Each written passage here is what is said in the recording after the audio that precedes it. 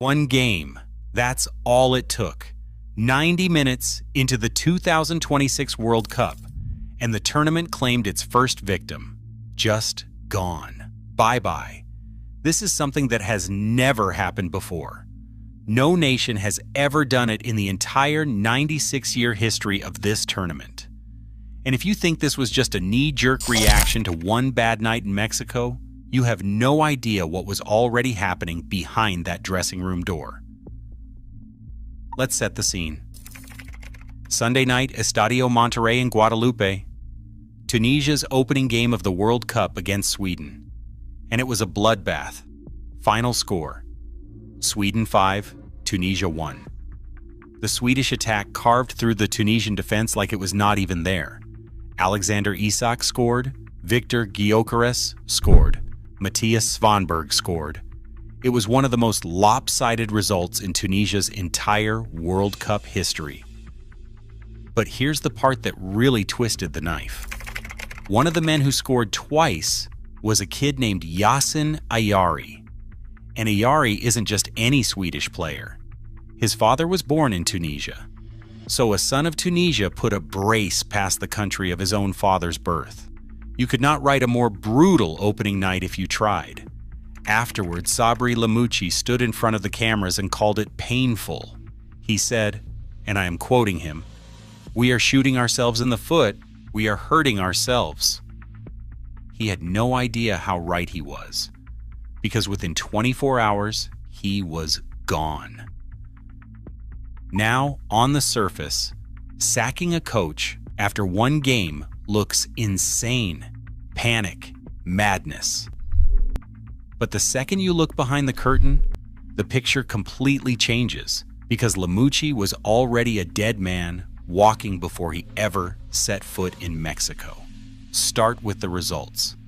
This was not some respected coach who hit one bad night. In his entire time in charge of Tunisia, Lamouchi won exactly one game out of 5. 1. His only victory was a 1-0 win over Haiti. That's it. And the warm-ups going into this World Cup? A horror show. Tunisia lost 1-0 to Austria. Then, and this is the one that set off the alarm bells, they got absolutely destroyed 5-0 by Belgium. 2 warm-up games, 0 goals scored, 6 conceded. The rumors of discontent inside the camp started right there. But the results were only half of it. The real problem was the dressing room, and it was already on fire. Watch the Sweden game closely, and you can actually see it. In the 72nd minute, with Tunisia getting taken apart, Lamouchi subbed off his defender Jan Valeri, and Valeri did not hide it. He walked off visibly furious at his own coach on live television for the whole world to see. When your own players are openly seething at you in the middle of a World Cup match, the relationship is already dead. And then there's the detail that really tells you how far gone this was.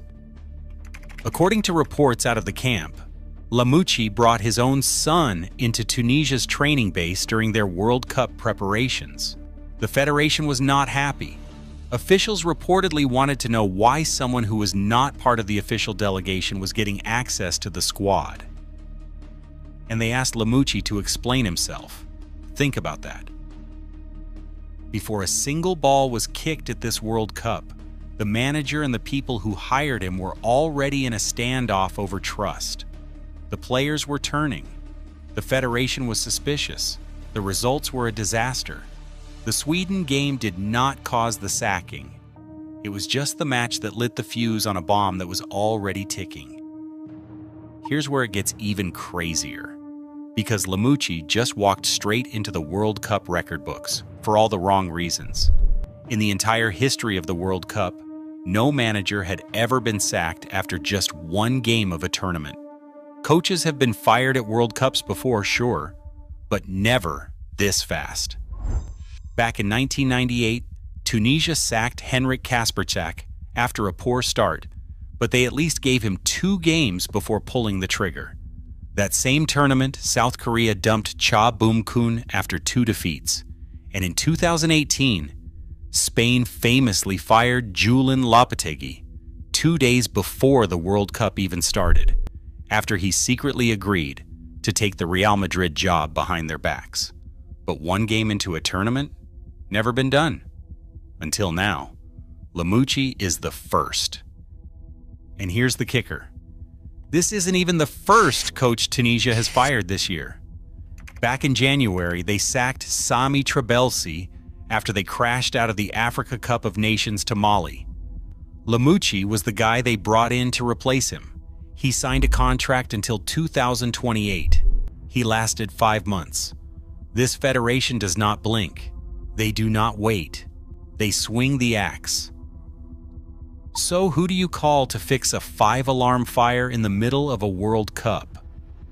Tunisia went and got one of the most fascinating characters in world football, Hervé Renard. If you do not know the name, you know the look. Renard is the silver-haired Frenchman, famous for prowling the touchline in a crisp white shirt. He is making history of his own, because this is now his 3rd straight World Cup, with a 3rd different country. Morocco in 2018, Saudi Arabia in 2022, Tunisia in 2026. It is that Saudi Arabia run that should make you sit up. In 2022, Renard's Saudi Arabia side pulled off one of the biggest shocks in World Cup history. They beat Lionel Messi's Argentina, the eventual champions, in their opening game. So if anyone on this planet knows how to walk into chaos and conjure a miracle out of nothing, it is him.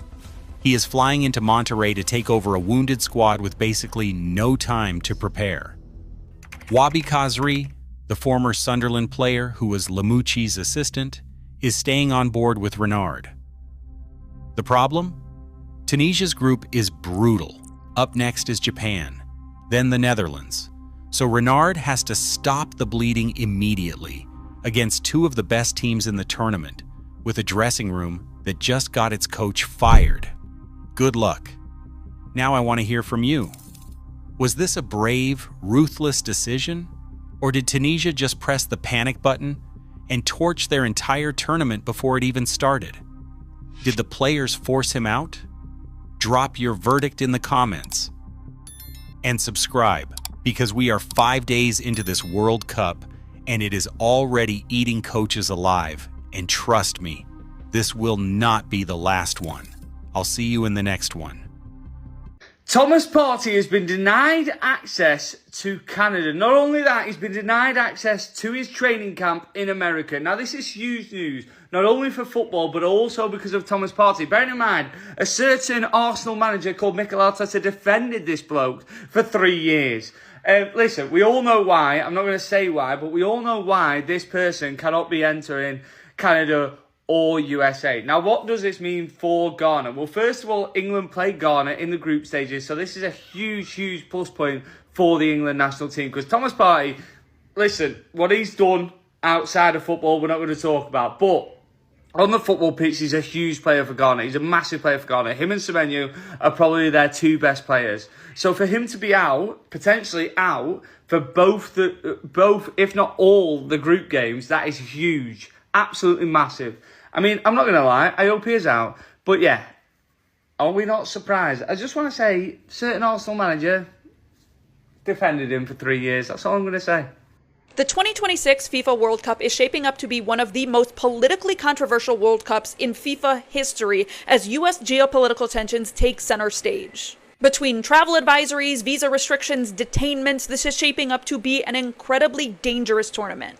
I mean, first and foremost, between the US and Iran, this is the first time a host country is actively at war with a participating nation. And because of that, the US has imposed visa restrictions on several members of the country's delegation, including the Football Federation. Even the Iranian players are being refused lodging. They're allowed in the country for matches only and have to fly back into Mexico at the end of every single game day. The US has even revoked Iran's allocation of tickets, obstructing Iranian supporters from attending games. But it's not just Iran, they're targeting Iraqi players too. Iraq's World Cup striker Ayman Hussein was detained for 7 hours at Chicago's O'Hare Airport. They subjected him to hours of questioning against his will and even went through his phone and personal belongings. He was eventually allowed to enter the country, but the team's photographer, who works for the Iraqi Olympic Committee, he was denied entry and sent back home.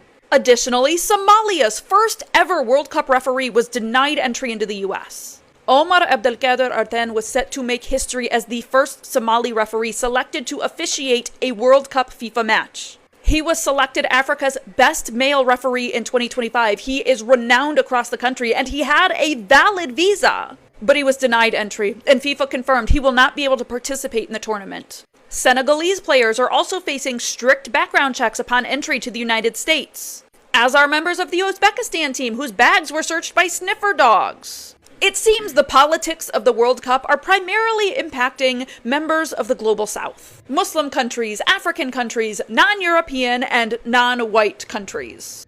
It is an accusation. It is charges. How many times have we looked at footballers being accused of stuff and then it is found out that it was not true? Neymar, Benjamin Mendy, Daniel Alves, all kinds of people, and yet Canada doesn't want to allow Thomas Partey into their nation for an accusation, for charges. Not that it has been proven true. It is accused, accusation, charges. This is wrong. This is wrong. This is wrong because at the end of the day, if it is found out that this is not true, Canada needs to apologize to Thomas Partey. They need to make an apology to Thomas Partey. This doesn't make any sense. It doesn't make any sense. How could you not allow him enter the country because of an accusation? An accusation. Footballers are losing a lot because Benjamin Mendy lost a contract, lost all kinds of stuff because of accusation. And then it was found out that it was not true. This is terrible. It sets a terrible precedent because we're talking about accusation. Accusation. Really? So once you're accused now, then the country can just take a decision and say and decide. Who decides? Is it the country or the law court?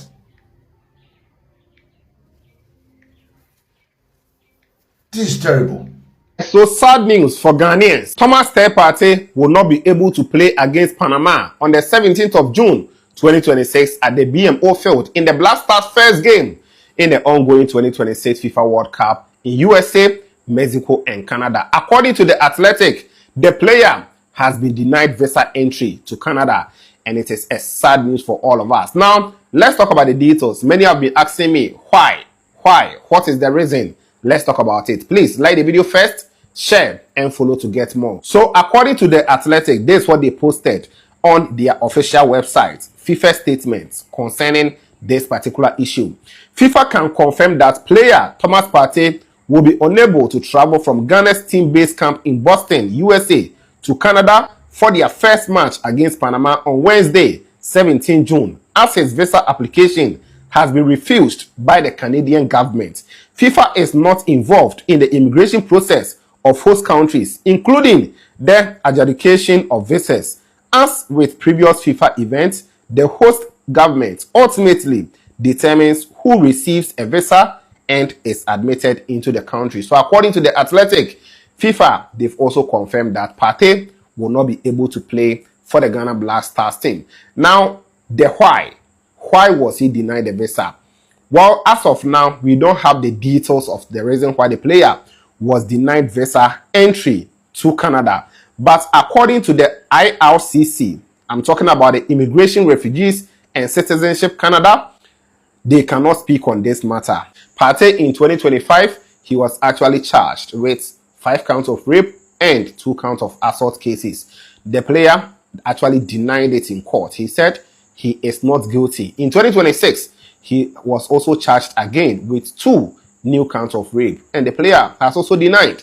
So it looks like maybe that might be the reason why. But as I said, as of now, the details or the reasons as to why the player was denied visa entry is not clarified. But see, we all know this, we know these things, and that is also unfortunate for the player. So the Black Stars, we will have to go with new players in the midfield. Maybe Calibre in the midfield for us, with Kwesi Sibo, and probably any other midfielder, Augustin Boachi or any other. So that is what we have at the moment, and I have to share these details for you guys. Let me know what you think about it in the comment box. Like the video, share, and follow to get more.